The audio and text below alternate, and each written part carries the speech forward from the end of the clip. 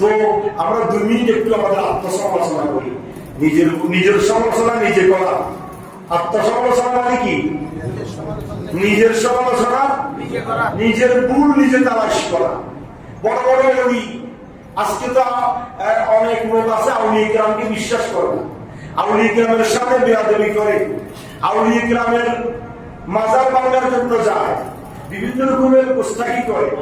কিন্তু আল্লাহর ওলিরা যে ক্ষমতায় যে পদ্ধতিতে জীবন পরিচালনা করেছে, বর্তমানে ওলি হচ্ছে, বর্তমানে ওলি আছে আলেমগণ, ওলামাগণ, মুহাদ্দিসগণ, মুফতিগণ, ওলি বিশ্বাস করে না, এখন ওলি বলে। বড় বড় আউলিয়া কেরাম তাদের অনুসরণ ছিল, তাদের ইবাদতের মধ্যে ছিল ঘুম থেকে উঠে সকালে রাত্রে ঘুমানো পর্যন্ত এই 16 ঘন্টাকে রিসার্চ করতেন। তারা বলতেন যে আমরা একজন অলির ঘটনা, তিনি বলেন আমি গোটা 30 বছর আমার জীবনকে অ্যানালাইসিস করেছি। শিখে কিভাবে? আমি সারাদিন ঘুম থেকে উঠে সকল কার্যক্রম শেষ করে রাত্রে যখন বিছানায় ঘুমাইতে উঠি, আমি চক্ষু বন্ধ করি, আমি চিন্তা করি সকাল থেকে এই পর্যন্ত আমি কয়টা অপরাধ করেছি, কয়টা গুনাহ আমার দ্বারা হয়েছে, কয়টা বড় গুনাহ হয়েছে, কয়টা ছোট গুনাহ হয়েছে। তিনি বলেন আমি যখন দেখলাম আমার নামার ভিতরে কোনো গুনাহই নাই, ফাহামিদুল্লাহ, আমি আল্লাহর দরবারে শুকরিয়া আদায় করলাম, খোদা আমার ব্যক্তিগত কোনো আমিত্ব নয়, তোমার দয়া এবং মেহেরবানিতে আমি সারাদিন গুনাহ থেকে মুক্ত ছিলাম, যা টুকটাক ইবাদত করতে পেরেছি আল্লাহ তুমি কবুল করো। আর যখন তিনি বলেন আমি দেখলাম আমার কয়েকটা গুনাহ হয়ে গিয়েছে, ফাস্তাগফিরুল্লাহ, সাথে সাথে আমি মুসল্লায় দাঁড়িয়ে গেলাম, রব্বুল আলামিন শয়তানের কুমন্ত্রণায় পড়ে গুনাহ করে বসেছি, আল্লাহ এই অপরাধগুলো তুমি মাফ করে দাও। সুবহানাল্লাহ। আমাদের মধ্যে সেটা আছে? এই যে আজকে গোটা পৃথিবীতে অশান্তি, একটুকে আপনি আমি চিন্তা করেছি দেশের মধ্যে কি অশান্তি বিরাজ করছে, কি অশান্তি। এক একজন ভাই তো শুধু মারামারি, কাটাকাটি, রক্তারক্তি, খুন খারাপি, এগুলো ছাড়া আর কোনো কিছু আছে? অ্যাক্সিডেন্ট, দুর্ঘটনা, অসুস্থ, প্রত্যেকটা ঘরে ঘরে অসুস্থ লেগেই আছে, প্রত্যেকটা ঘরে ঘরে, গ্রাম বলেন শহর বলেন। এগুলা কি? এগুলোর জন্য কি আমরা কোনোদিন আত্মসমালোচনা করেছি? একটু চিন্তা করেছি? আমার আল্লাহ বলেছেন যহারুল ফাসাদু ফিল বাররি ওয়াল বাহরি বিমা কাসাবাত আইদিন নাস। বান্দারে আমার জলে স্থলে এ জাহাজ ডুবে যাচ্ছে, জাহাজ দিয়ে স্কুলে ঢুকতেছে, বিল্ডিং এ আগুন ধরে গোটা পরিবার মেল কারখানা পুড়ে যাচ্ছে, গ্যাস বাস্ট হয়ে মানুষ মারা যাচ্ছে, ব্যবসায়ীদের ব্যবসা নাই, কর্মস্থলে শান্তি নেই, পরিবারের অশান্তি, স্বামী স্ত্রীর ভিতর কলহ, ছেলে মেয়ে মা বাবার ভিতর কলহ, রোগ বলা মুসিবত। প্রত্যেকটা দেশে এরিয়াতে, গ্রামে গঞ্জে শহরে বন্দরে প্রত্যেকটা জায়গায় অশান্তি। এটা নিয়ে আমরা আমাদের আত্মসমালোচনা আমরা করি না। আল্লাহ বলছেন যহারাল ফাসাদু ফিল বাররি ওয়াল বাহরি বিমা কাসাবাত আইদিন নাস। বান্দারে জলের স্থলে যত রকমের গজব মুসিবত তোমরা দেখতে পাচ্ছ, এগুলো আমি আল্লাহর দেওয়া গজব ন, বিমা কাসাবাত আইদিন নাস, এগুলো তোমাদের হাতের কামাই। যেরকম নাউজুবিল্লাহ, তোমাদের কি কামাই?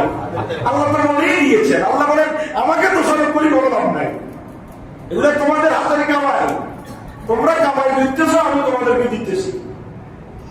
তাহলে আমাদেরকে নৈতিক অবক্ষয় আমাদের যেটা আছে ওইটা আমাদেরকে সংশোধন হতে হবে। অন্যায় করা যাবে না, অপরাধ করা যাবে না। দেশের তো যে বিশৃঙ্খলা বিরাজ করছে আপনারা দেখতে পাচ্ছেন, দলাদলি, কাটাকাটি, মারামারি, শান্তি কোনো জায়গায় নেই, শান্তি কোনো স্তরে নেই। সুতরাং এগুলোর জন্য আমাদেরকে তওবা ইস্তেগফার করতে হবে, আল্লাহ দরবারে কান্নাকাটি করতে হবে। এগুলো নিশ্চয় মূলে একটা দোষ আমাদের রয়ে গিয়েছে, যে জন্য আমরা কষ্ট পাচ্ছি।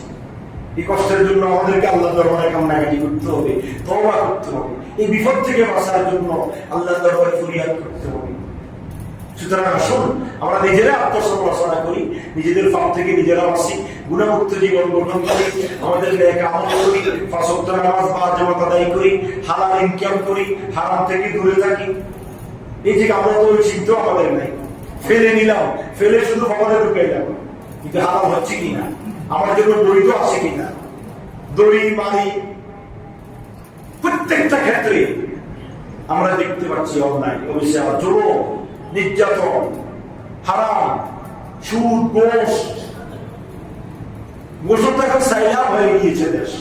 প্রত্যেকটা সেক্টরে বড় বড় অফিস আদালত গুলায়, ভূমি অফিসে দাম, সেখানে তো মশলা কোনো কিছু নেই, দিনে রাতে দিনে করা গাছ, আঙুল গুলো করা গাছ হয়ে যাচ্ছে, কোটি কোটি টাকা বসে যাচ্ছে প্রত্যেকটা সেক্টরে। তো দেশে শান্তি এইগুলো করতে এ তাদের অপরাধ আপনাকে দেখতেছে। আপনি যে মনে করেন না, এই মনসুরাবাদ একটা এরিয়া, দৈলাম রেল লাইন থেকে, কবিলাগঞ্জ থেকে রেল লাইন, ওই রেল লাইন থেকে ওই রেল লাইন, মেন রাস্তা, হ্যান্ড কাউন্টার, এইটা একটা কবিলাগঞ্জের একটা, মনসুরাবাদের একটা এরিয়া। এখানে জানা চলতেছে, সুদ চলতেছে, গোশ চলতেছে, হারাম চলতেছে, অন্যায় চলতেছে, জোরম চলতেছে, নির্যাতন চলতেছে, কাটাকাটি মারামারি চলতেছে। আর আমি হুজুর সাহেব, ইমাম সাহেব তাহাজ্জুদ করতেছি, আর মক্কা শরীফের জায়নামাজে বসে বসে কাঁদতেছি, আল্লাহ মাফ করে দেব। আপনি কি মনে করেন আমার ইবাদত কবুল হবে? মান রাআ মিনকুম মুনকারান ফালিয়ুগাইয়িরহু বিয়াদিহি। সমাজে অন্যায় দেখবে, হাত দিয়ে বাধা দাও।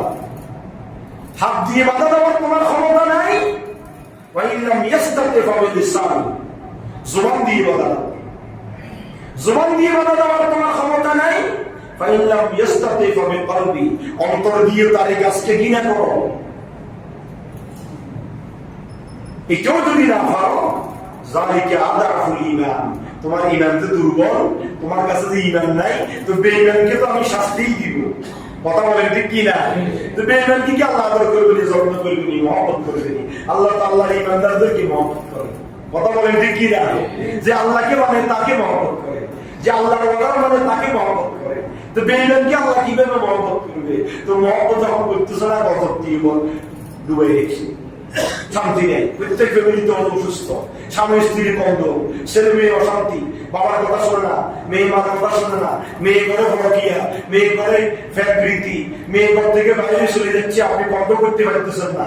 লেখাপড়া করেছেন, মাস্টার ডিগ্রি পাস করেছেন, কলেজে পাঠাইছেন, ফ্যানতলা গিয়ে বারবার করছে, তারপরে আরেকজনের সাথে চলে গিয়েছে, আপনি চেহারা দেখাতে পারতেছেন না, আপনি বন্ধ রাখতে পারেন নাই। আপনার মেয়ে আরেকজনের সাথে ফ্যান করে চলে গেছে, বিয়েটাও দিতে পারেন না আপনি ঠিক মতো, এখন কান্নাকারি করতেছেন, আয় উদ্দেশ্য করতেছেন। সুতরাং আত্মসমালোচনা করবেন, সমাজে অন্যায় চলবে, জনগণ নির্যাতন চলবে, আপনি আমি আমাদের বন্দিকে নিয়ে ঘরে থাকবো, সেখানে আগে আমারও ঘরে যাবো। যে সমাজে নিস্তব্ধ হয়ে নইয়া ইয়া হয়ে বসে থাকো, হ্যাঁ বসে থাকো।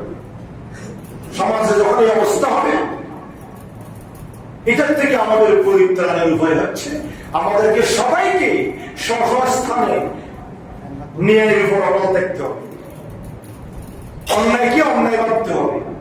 আপনি অন্যায়কে, কথা আমার দিকে তাকাইলেন না, অন্যায়কে আপনি অন্তর দিয়ে ঘৃণা করবেন।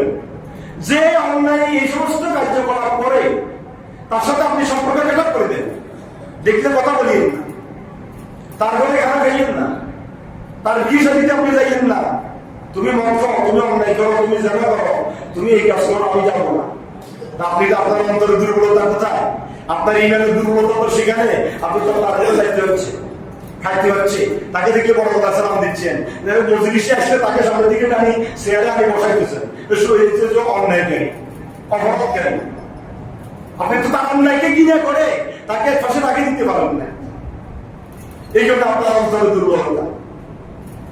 সুতরাং আসলে আমাদের সমাজ, আমাদের রাষ্ট্র থেকে অন্যায়, অবিচার, জুলুম যতক্ষণ পর্যন্ত যাবে না, ওটার গজব দিন দিন বাড়তে থাকবে, বাড়তেছে না কমতেছে। আসলে আল্লাহ রাব্বুল আলামিন আমাকে এবং আমাদের সবাইকে সংশোধন হওয়া, অন্যায়ের প্রতিবাদী হওয়া, ন্যায়ের উপর অটল থাকা। অন্যায় দেখতেছে, বাধা দেওয়ার ক্ষমতা আছে, ওই মনে করবো এত ধাক্কা ধাক্কি, এতে বলি আমার গরমে যে ঢুকবই, কোনো সময় সরকার কাল দিলে আমার আদেশ যেখানে ঢুকে দিব, এতে অন্যায় কথা কই লাগবি, বাবা ঠিক আছে ধন্যবাদ। এত চুরি করছে, ডাকাতি করছে, সন্ত্রাস, বদমাস, এতে বাবা ঠিক আছে ধন্যবাদ, এতে সেলিব্রেট দিতেছে, ধন্যবাদ দিতেছে, কিন্তু তাকে কথা বলার অধিকার আছে। কিছু বলে জমাই দেওয়ার অধিকার আপনার আছে। আপনার টাকা আছে, মাল আছে, সম্মান আছে, দল আছে, দৌলত আছে, আপনি জমা দিতে পারবেন। হয় না জমাই তো গেলে একটা আরেকদিন আবার জুলুম করবো, আর থেকে এসে ঢুকে দিন, সরকার পরিবর্তন হলে আমাকে এইটা করবো, ওইটা করবো, এই বই আপনি ভাবতেছেন না। তো এইটার দ্বারা বুঝে যাও আপনার ইমানের দুর্বলতা আছে। আল্লাহ রাব্বুল আলামিন আশরাফুল হাকিমিন আমাদেরকে এই সমস্ত মুসিবত থেকে পরিত্রাণের জন্য সঠিক কোরআন সুন্নাহ মতে আমল করা আল্লাহ তৌফিক দান করুক। আমিন। আসসালামু আলাইকুম ওয়া রাহমাতুল্লাহি ওয়া বারাকাতুহু।